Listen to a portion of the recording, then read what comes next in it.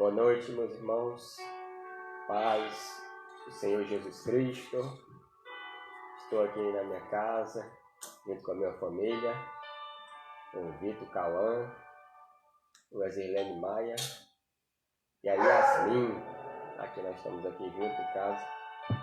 O Vitor acabou de louvar o Senhor aqui, adorou a Deus. Nós estamos juntos aqui. Agradecer a Deus de estar aqui com a minha família, com saúde, pelo seu grande amor, a sua bondade, a sua misericórdia, como diz Lamentações 3:22, que as misericórdias do Senhor são a causa de não sermos consumidos e duram para sempre, e grande é a sua fidelidade. Todos os dias a misericórdia do Senhor ela se renova para nós. Todos os dias tem uma misericórdia nova.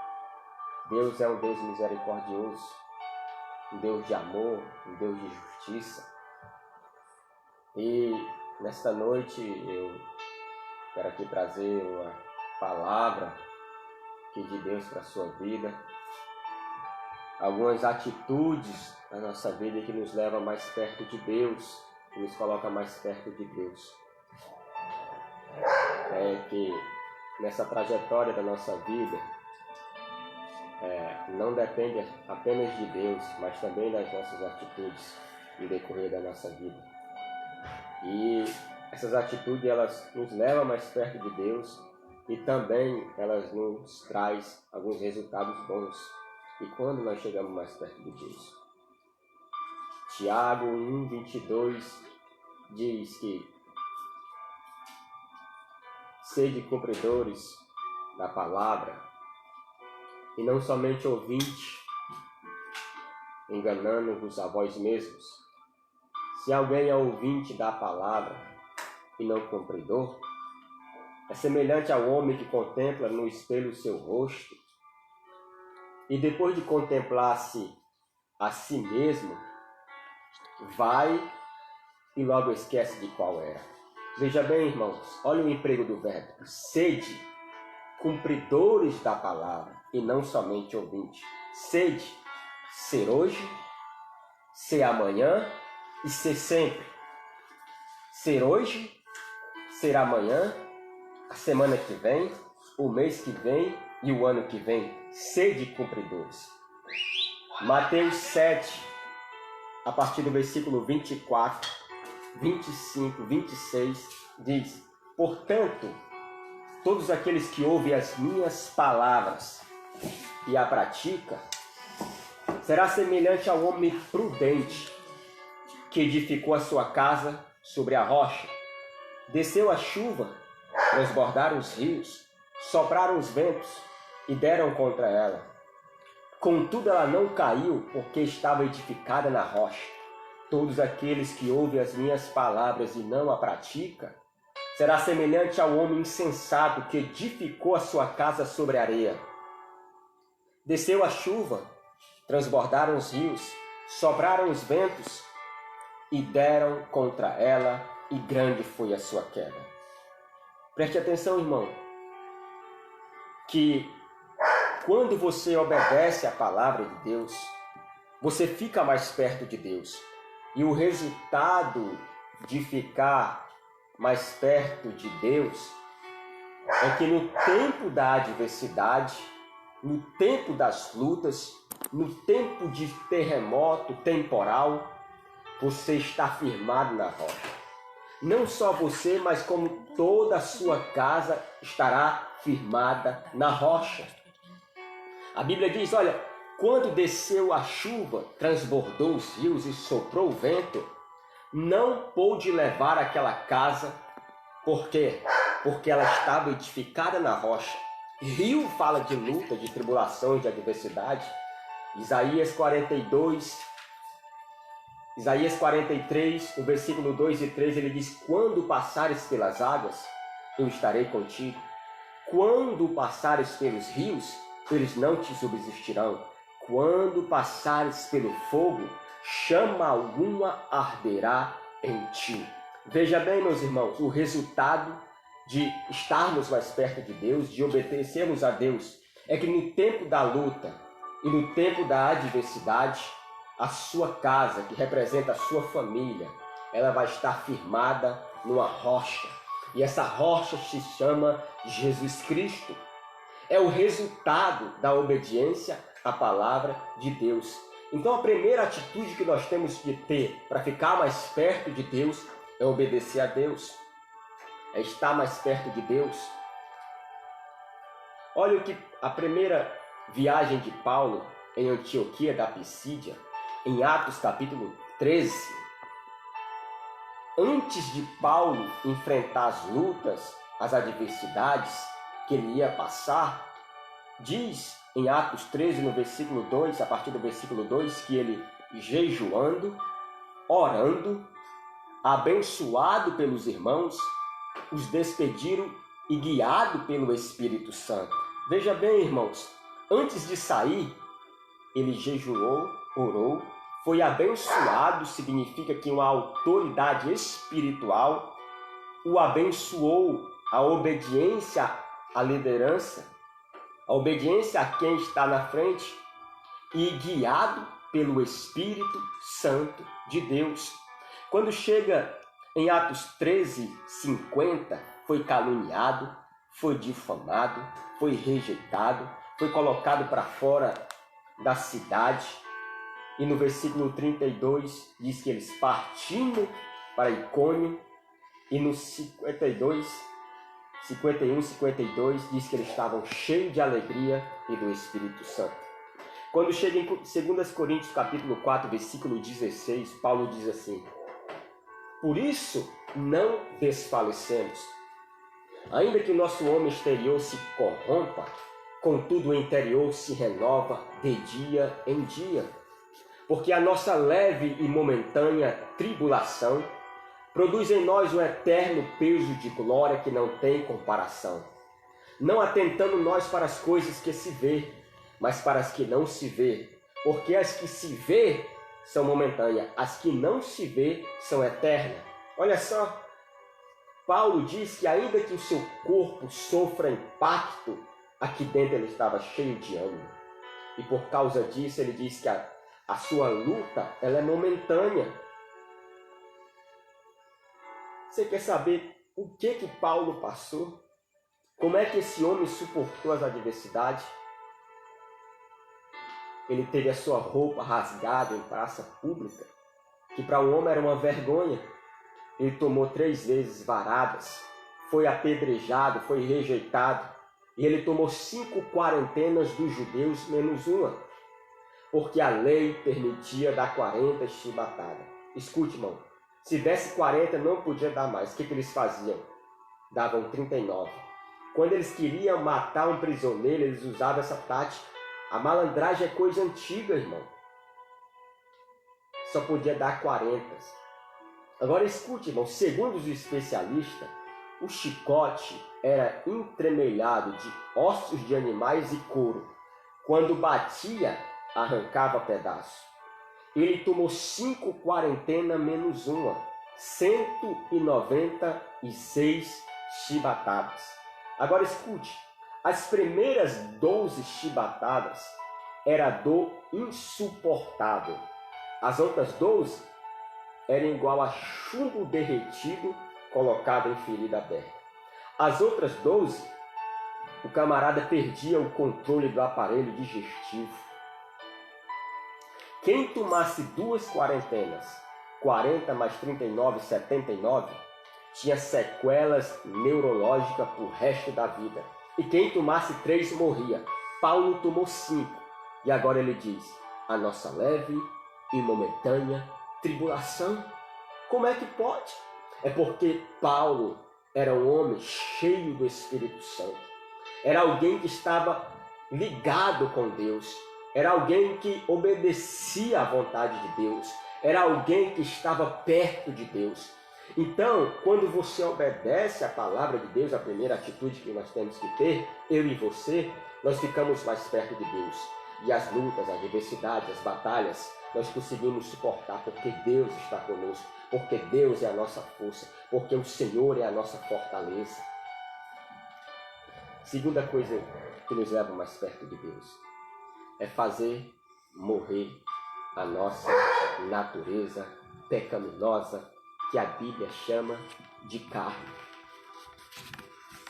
Fazer morrer a nossa natureza pecaminosa, que a Bíblia chama de carne. Colossenses, capítulo 3, a partir do versículo 5, diz assim: mortificai, fazei morrer, em algumas traduções, a vossa natureza terrena, a prostituição, a impureza, a lascívia, a vil concupiscência, a avareza, que é idolatria, as palavras torpes da vossa boca.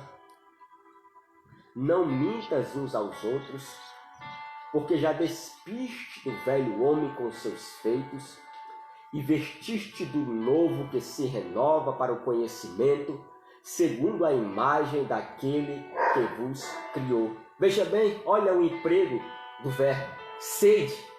Ser hoje, fazei morrer. Quer dizer, fazei morrer. É eu e você que temos que fazer morrer a nossa natureza terrena.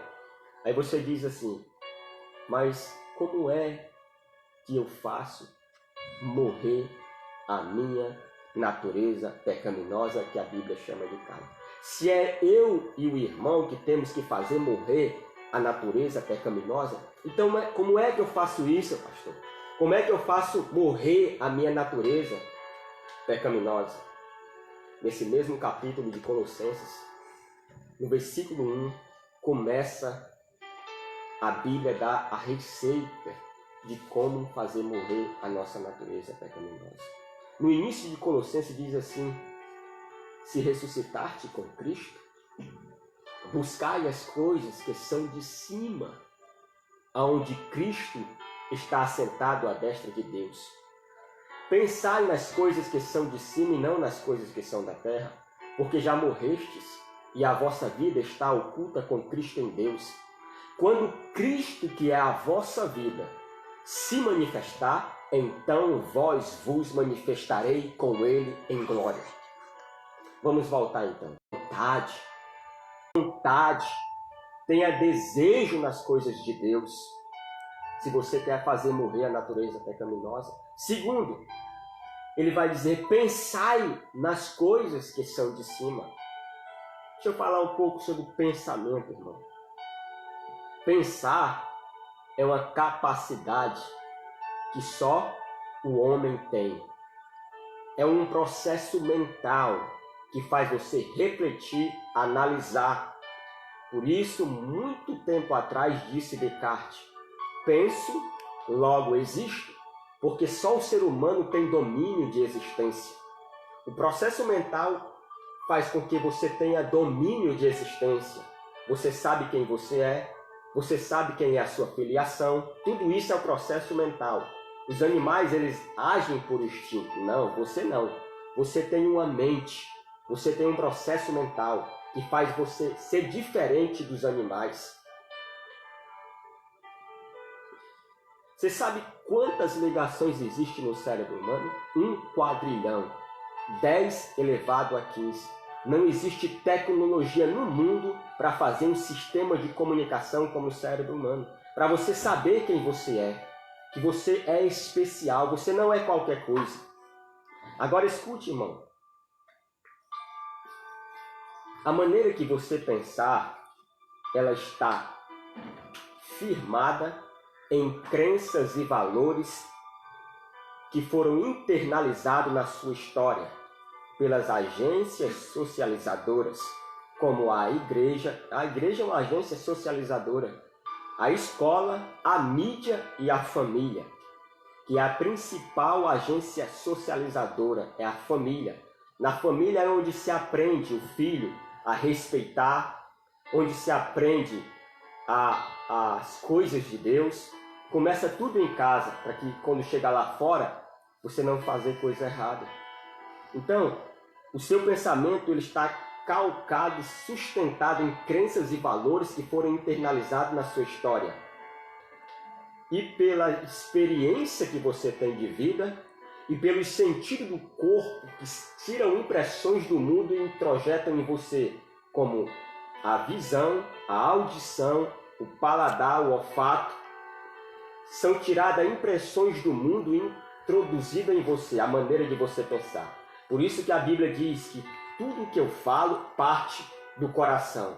O que é o coração na Bíblia? É o órgão bombeador do sangue? Não, é o processo mental. O que você fala está saindo da sua mente. É o processo mental que determina sobre ação, vontade e sentimento.